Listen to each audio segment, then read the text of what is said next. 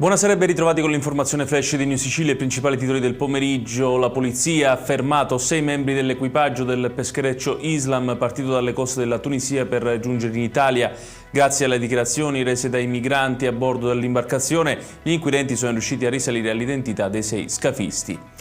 Doppio colpo nel giro di poche ore a 2 bancomat nel Catanese. In entrambi i furti, avvenuti rispettivamente a Scordia e Mirabelle in Baccari, sono stati utilizzati escavatori per asportare gli ATM. Uno dei furti è stato filmato da un residente della zona che poi lo ha postato su TikTok. Al via i primi interventi a Ginostra, nell'isola di Stromboli, dopo gli eventi alluvionali dello scorso 19 ottobre che hanno creato importanti danni alle infrastrutture locali. Dopo gli eventi il presidente Schifani aveva dichiarato lo stato d'emergenza.